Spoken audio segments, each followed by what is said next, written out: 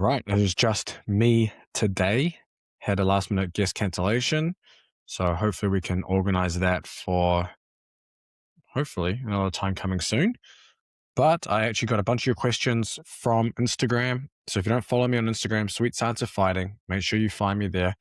If I have a solo pod like this, I'll put up something. Or if you're on the email list, you would have got that too. And so I'm going to run through these. Before that, of course, make sure you check the links in the description. Bunch of free stuff down there for you. Jiu-Jitsu, MMA, boxing, strength conditioning blueprints. Should be a 7-day free trial on my training app as well. And Trifecta Nutrition, if you're looking for meals delivered to your house, you don't have to cook, or you just want something that's easy to prepare, because they do pre-made meals, or a la carte, where you can just kind of buy the single ingredients. There's 40% off down there too for your first order. You can take those. But this is also live, so there'll be questions that hopefully come through as we go through this. So let's start. Let's get these questions going. Oni Vertasalo, hopefully I said that right. What is the best way to improve max strength if I can't hinge or squat heavy due to a broken back? Kind of depends on the equipment you have as well, but typically in this scenario, you're looking at more single leg movements. So depends how severe the back pain is. If the back pain is very severe, you want to use something like, say, like a belt squat. If you're looking for lower body stuff, you're probably going to resort to more, say, body weight, long duration isometric work. And then that's honestly, you're relatively limited lower body wise. Otherwise, you have machines. So obviously, like leg press, anything that can essentially take load off your back and make it easier to move, those all work well. So it depends where you train and what equipment you have available. Ideally, you're just going to use machines. Machines, single leg work, isometrics, belt squats will be your best friend as well. For hinging, you're just not going to hinge. Put it that way. Obviously, as you rehab and stuff, you'll start introducing a lot of that back in. But for now, it's just a matter of working around the problem so you can stay strong and still get stronger while it heals. The worst thing you can do is kind of bed rest and kind of like neglect everything, which a lot of people tend to do. You could always work around it. And then you just focus on a lot of upper body work. And people will think that makes you unbalanced or whatever. Trust me, it's not going to make you unbalanced. It's typically what I do when I'd have injured athletes. We would do, like, for example, had guys would say like knee surgeries or whatever. We would literally run like a 5-day-a-week upper body program kind of thing. And there'll be a mix of circuits, max strength training, hypertrophy work and stuff. So you can still get damn strong and work around injuries. But that'll be the main ones that you would do that would help you to stay strong. I had a question in the chat here. What's the best way to test the level of fitness to gauge what needs to be improved? For example, testing using air bike. So typically we use a Wingate test, but we look more at the data from that to determine what needs to be done. Another way you can do it is just kind of look at resting heart rate. If your resting heart rate is relatively high, so like 60 and up, even 55 and up to a certain extent, then you're probably looking at doing more lower intensity work just to bring that down initially, just because you're probably lacking some of that, I guess, the heart adaptations for delivery. So that would be a really easy one. It's just do resting heart rate in the morning. You can look at like 1.6K or 1 mile air bike, trying to get under 2 minutes. That's not really going to tell you much of what you need to do conditioning wise though, because there's probably a lot of ways you can do to improve that, but it's just another little kind of gauge of where you're at. And you can do like an MAS test, so 6-minute max distance. However, it's going to give you pretty inflated numbers for your MAS. So probably give you like an MAS of like 10 versus when you're running a 6-minute max distance or like a 1.6K time trial. So it's more difficult to see where you are when you're doing, say, an MAS test, which is just simply the distance you travel in meters divided by the time in seconds. And that'll give you a number in meters per second, and that is your maximal aerobic speed. But all of those can be used. The main one that we like to use is that Wingate test, because we can actually look at the heart rate data more granularly. And if you can get the power data or even muscle oxygenation data, you can get even more in-depth look into what's going on. But that would be the main one. For just random field tests, 1 mile air bike is perfectly fine. Try to get under 2 minutes. MAS tests. You can do like Cooper tests as well. You find those tests online that kind of estimate VO2 max. Those all kind of, as long as it's something that you can do repeated, something that is repeatable that you kind of see improvement on. But most importantly, it should influence your training, and resting heart rate is probably going to be the easiest one to influence whether you're going to do more low intensity work to start with and more high intensity work. Or if maybe things change with the resting heart rate, whether your conditioning changes. Hopefully that answers that. Daniel Kudashev, hopefully I said that right. Managing training in between weekly or almost weekly fights. Strength, boxing, conditioning. This is a nice one because this is basically the problem that we solve in team sports because we play every single weekend and we have to juggle everything: recovery, skills training, strength conditioning, and then prepare for the next game. So you're going to basically look at a similar week schedule as you would a team sport.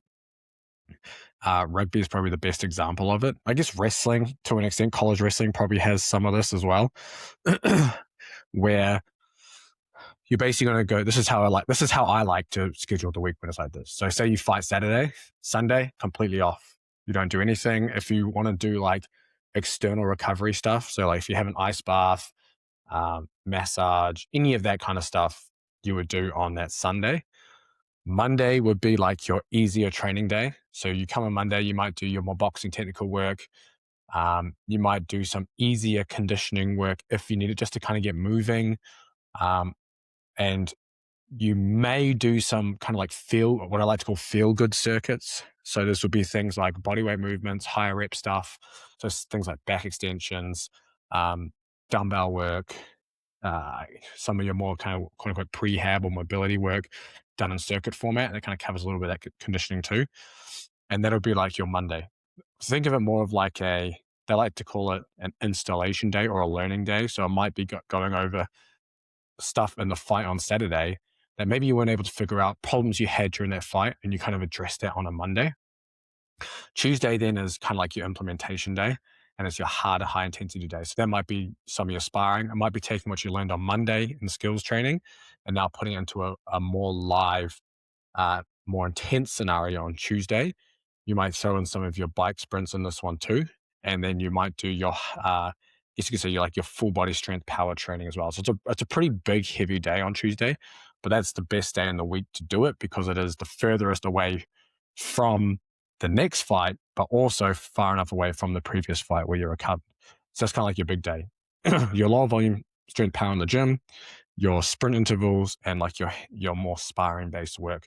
Your sprint intervals you would do after your heavy technical training in this example. Wednesday, you would ideally take off, or you're just going to do some really light technical boxing stuff. So it might be like one session on that day, and it shouldn't be too intense. Thursday then is another hard day that again, well, I mean, if you're fighting week to week, you're probably not doing that much sparring, but it's going to be more of your high intensity work again. So on this day, because you're going week to week, you probably wouldn't do another round of sprint intervals, but you might do some harder live training on this Thursday. And you might do another round of your strength power work, again, lower volume. Friday, again, depends also if you're probably not cutting weight if you're fighting week to week.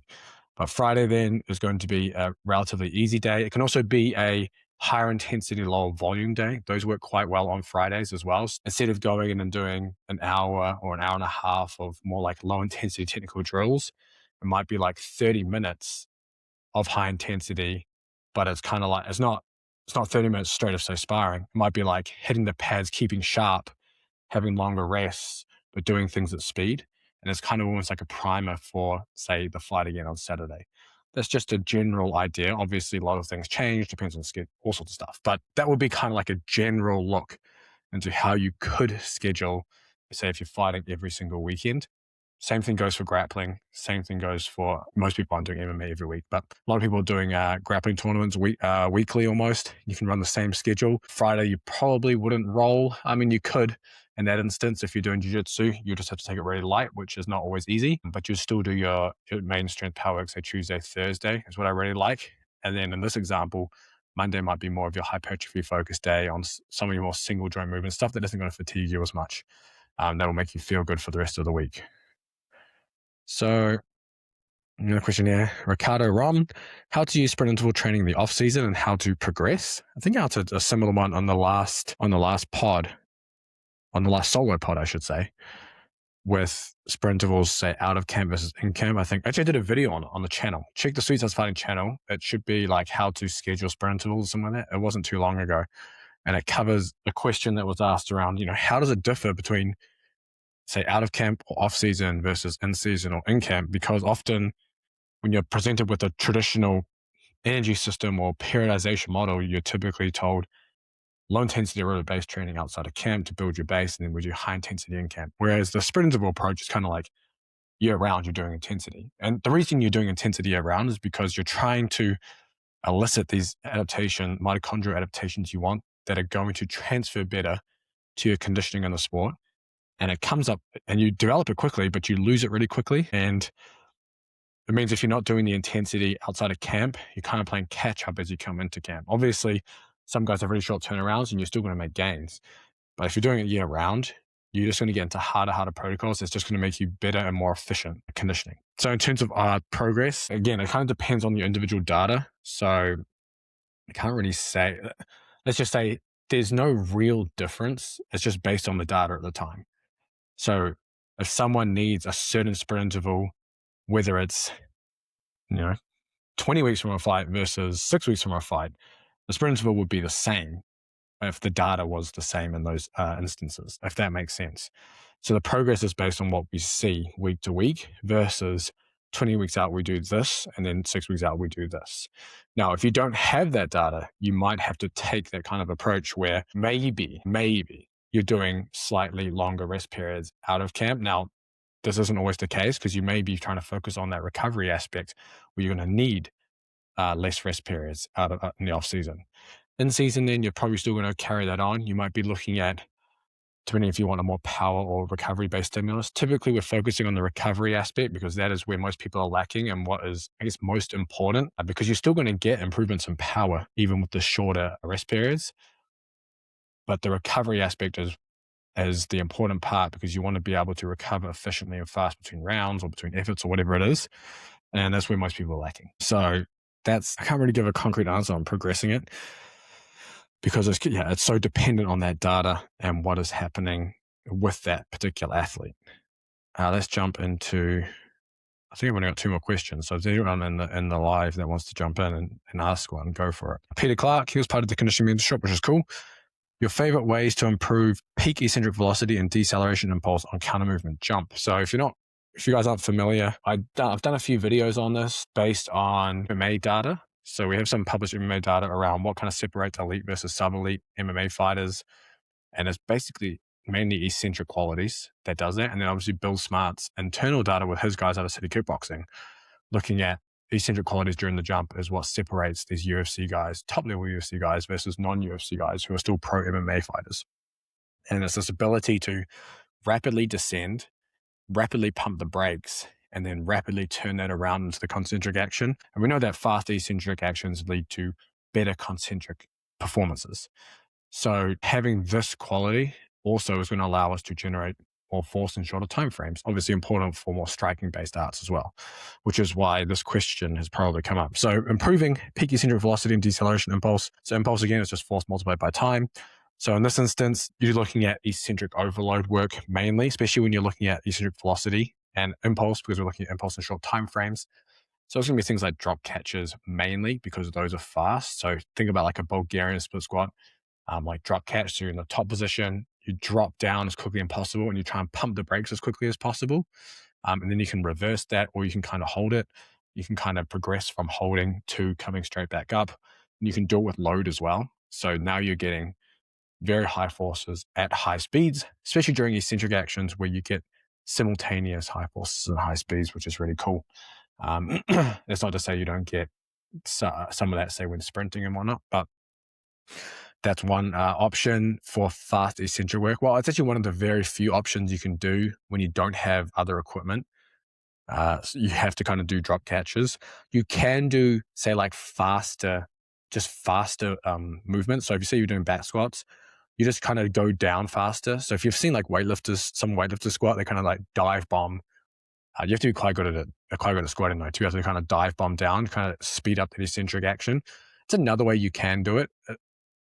It's somewhat overload in this instance, just because you're kind of pushing the speed. Outside of that, obviously flywheels would be like your number one if you're trying to really push this, because you can modify that eccentric action to nasty levels of eccentric overload, because you can overspeed the concentric. Because with a flywheel, for anyone who's not familiar, essentially how much effort you put during the concentric, it gives you exactly the same back, but it doesn't give you any dead spots. So during a squat, the top half of the movement's easy. Once you get past that sticking point, you can stand up with anything.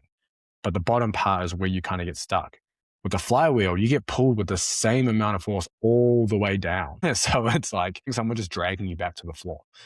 And you can, because it's equal, you can modify the way you do the exercise to create that eccentric overload.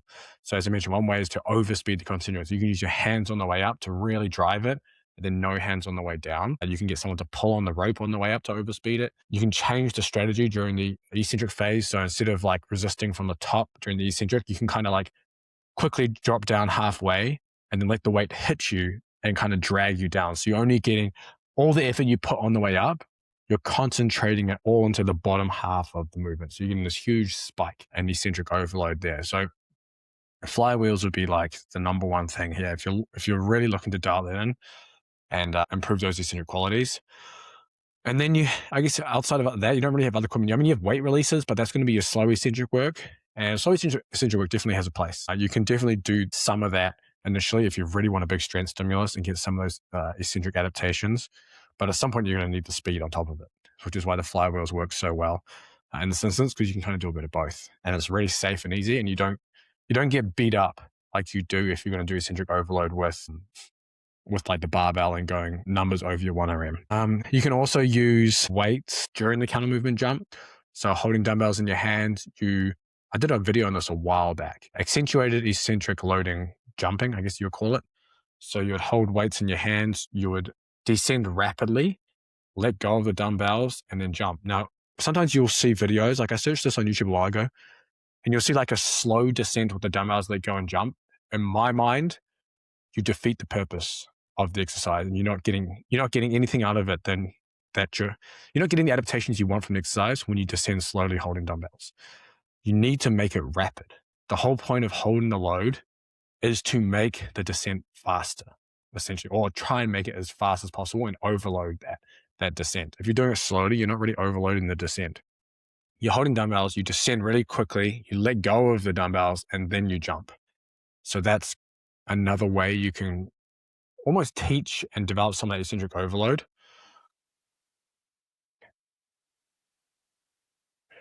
So that's another way you can do the eccentric overload. You can use, it's sometimes, you have to make sure you use dumbbells that aren't like hex shape because you don't want them to roll into your ankles. You also, sometimes you can use like chains. If you have chains with handles and things, those work quite well too. You can use bands. Bands are a little harder just because to get the right resistance to really nail it down is a little more difficult, but they can be useful as well. So all of those can ideally improve some of these qualities, and then ideally give you the adaptations needed, especially for strikers who need to be able to produce force quickly, or at least quickly and in short time frames, who have more time constraints regarding generating impulse and then change in velocity, which is kind of what we're after in most sports. I have one more question on Instagram here. If anyone's in the chat or in the live and wants to ask away, go for it. What do you think of dynamic effort work? Actually, I've got two more questions. Don't worry. What do you think of dynamic effort work? Is it too much volume or appropriate? So I'm assuming Daniel Brotherhood is talking about West Side approach with dynamic effort. If anyone's not familiar, it's basically this quote unquote speed day.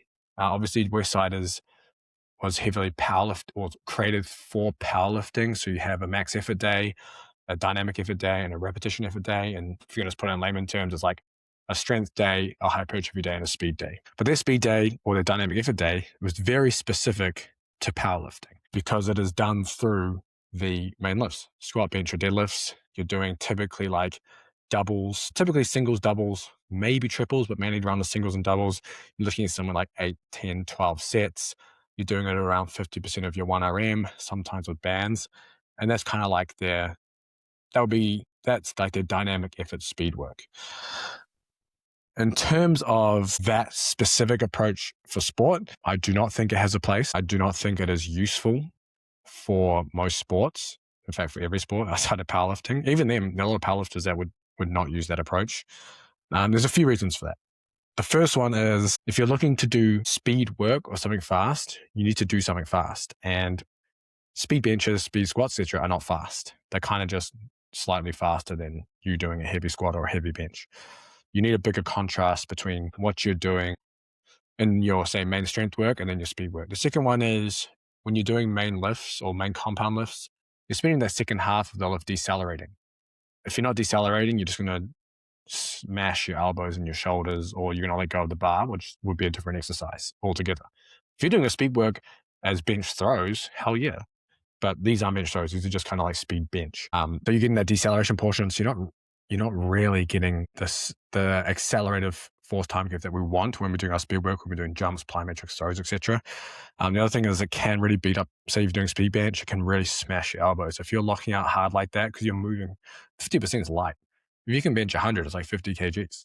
You're just locking out elbows relatively quickly. So that's another problem with that. So, and then obviously you're doing 8 sets of 2. You're typically maybe doing 60 seconds rest. It's not hugely time consuming. I wouldn't say it's too much volume.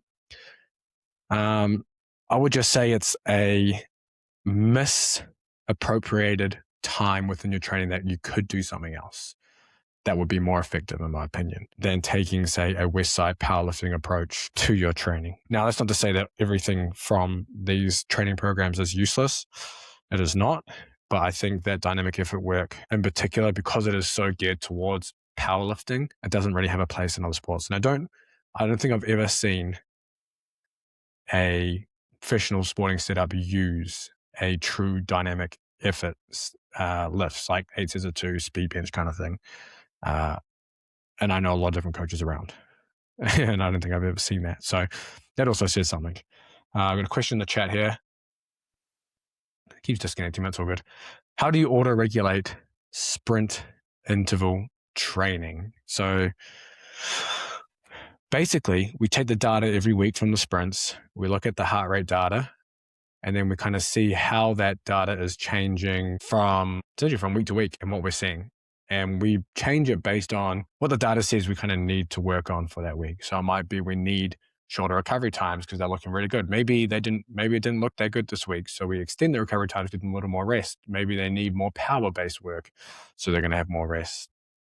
It kind of all changes based on what we're seeing within that data. Now, if you don't have any of that, you're probably just going to go shorter recoveries initially, and if you feel really smashed, you might then extend the recovery. Or if you want more power-based, I guess, emphasis. It's hard to auto-regulate it without actually having the data, put it that way. But you can also do less sets versus less reps versus more. So, for example, if you're doing 6 or 8 or 10 sets of 10 seconds on, 20 seconds off, and you've done it for a few weeks, and you're like, man, I need a break. Like, training's been hard this week. And you might do 6 sets of 10 seconds on, 40 seconds off. And that way you're still going to get the gains because you're still getting the intensity. The most important thing is that you're just consistently exposing yourself to that sprint intensity. So even if you have to back off completely and do 4 sets of 10 seconds on, 60 seconds off for that week, as long as you're smashing that first 10-second sprint and then kind of holding on for dear life for the rest, you're going to be fine. So that would be my general advice. And another question I actually got sent from a friend back home around tempo interval training and what's my stance on it now. So if you guys aren't familiar, so tempo training, not from the endurance world, but from the sprint world. So Charlie Francis kind of made it popular, and then it got applied within a lot of team sports that involve a lot of running. I'll come back to this now and answer this question. For athletes without heart rate data, do you have some kind of how do you feel rating system? They're all going to feel shit. That's the thing. So all the sprints are if you're doing them right, they're all going to feel horrible at the time. How do you feel before going on the bike? It's hard to use that as a gauge for what you should do, because you can feel bad one day and then have an amazing training session, or you can feel good and have a poor training session. So it's really hard to give a how do you feel before you get on the bike. But if you're doing the sprints right, they should all feel pretty horrible. If I come back to the tempo stuff, so it's basically a way for sprinters to essentially do like their work capacity or aerobic work. So sprinters would obviously typically do acceleration work, max velocity, whatever. And then tempo intervals are kind of like 70% of max speed, and you're kind of maybe running 100 meters. Takes you about, depending how fast you are, 13 to 16, 17 seconds, and you're kind of doing it on the minute. You might add some density by doing like push-ups, calisthenics after that. So you end up being like 30 seconds total work and then like 30 seconds rest in that instance. And the goal is that you're just building volume. And obviously for a sprinter, you're kind of just building that work capacity maybe in the off season so you can be more robust or more resilient through all the sprint training they're doing. And then that kind of made its way over to team sports. And I used it heavily. I mean, we used a big tempo approach when we won the national championship. I've used it international rugby, all sorts. I like the modality. But I don't think now, from what I know, that it would be the main conditioning approach. I think where it has value, at least in running sports, is you're just accumulating a lot of high speed running. So one of the main things you're trying to do in preparation is you want to accumulate chronic loads of high speed running because I'm not going to say it's protective, but it's going to help you stay healthy through the season. And tempo running is one of those ways you can do that because you're typically running over 5 meters per second. So you're running over like maximal aerobic speeds and you're just accumulating volume at those speeds. You're kind of cueing good running mechanics while you're doing it as well. So it kind of gives you a lot of, you should say, bang for your buck. It does take a lot of time. So that is one area that makes it harder to do. But you still need, I think, in my opinion, to use sprint intervals. And it kind of depends as well with the season. Some people have 4-month preseason, some people have 4 weeks. If you have a 4-week preseason, you ain't going to do it. If you have a 4-month preseason, it's a different story. But you're still going to do sprint intervals throughout that time because you need those mitochondrial adaptations and you need that intensity to be dosed throughout, from the early stages of that time. For fighters as well, an extensive tempo approach doesn't make too much sense. You're probably looking at more, say, like longer intervals, looking more sprint intervals, because you're not chronic loads or high loads of high-speed running, because running is not the sport. So in this instance, it can be useful just as a tool, just to maybe get some work in if you're just doing like general conditioning. But if you want a more targeted approach, then you're probably going to need to go down the sprint interval, longer high-intensity interval stuff, and then obviously your sport training as well with that. So hopefully that answers that. Hopefully that answers all the questions. I don't think I have any more on here. Let me double check. Nope, that was all the ones I got through. Perfect.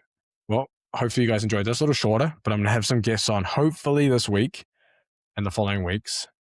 And I appreciate you guys joining me on the live stream, and I'll catch you in the next podcast.